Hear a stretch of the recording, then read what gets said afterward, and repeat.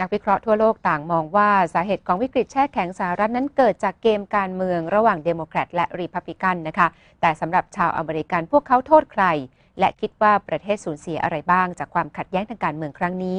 เราจะไปฟังรายงานพิเศษจากคุณปองขวัญสวัสดิพักผู้สื่อข่าวพิเศษของ Voice TV ประจำกรุงวอชิงตันดีซีค่ะ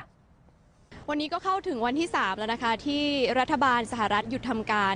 Voice TV เราเลยมาสัมภาษณ์ความรู้สึกว่าชาวอเมริกันรู้สึกยังไงกับการหยุดทำการของรัฐบาลในครั้งนี้รวมถึงเขาคิดว่าเป็นความผิดของใครที่ทำให้รัฐบาลต้องหยุดทำการค่ะ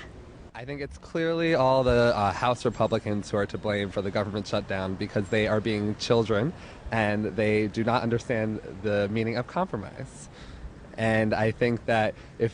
they're trying to say that the president should negotiate, they don't understand what negotiation actually means because that would mean two people get what they want as opposed to saying that they get everything they want and then the country doesn't collapse. My own perspective is that the Republicans are clearly more to blame, partly due to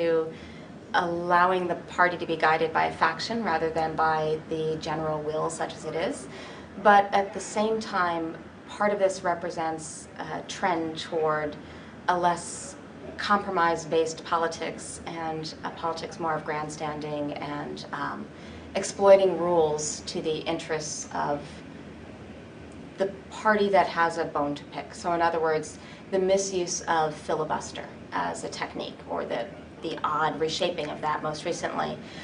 the misuse of different aspects of the electoral system. So for instance, the increasing rise of money within politics in different ways. So the Citizens United decision is related to the current impasse. The Citizens United decision allowed corporations to have political voice, right? And so part of the argument for why not only these Tea Party candidates were successful, but also why people like John Boehner are afraid to stand up to them has to do with questions of political funding, right? For who will fund their next campaign, given the cost of campaigns. So I do see it as being more the fault of one party than the other, but it relates to an endemic process of really degrading some of the rules by which democracy happens. I don't know if we can pick just one person who's to blame for it, but I think the overall bipartisan atmosphere and the poor working relationship between the two parties is definitely to blame here. I think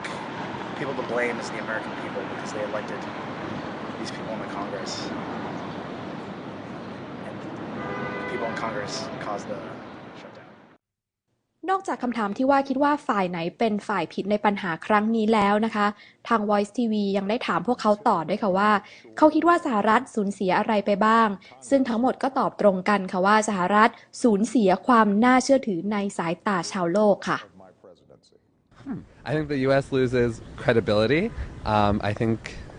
they lose respect from the rest of the world, and they could be definitely losing out economically from our government shutting down. Well, there are obvious economic problems that come from this. So it's not just the 800,000 government workers who are furloughed, but also the businesses that rely upon them and so forth.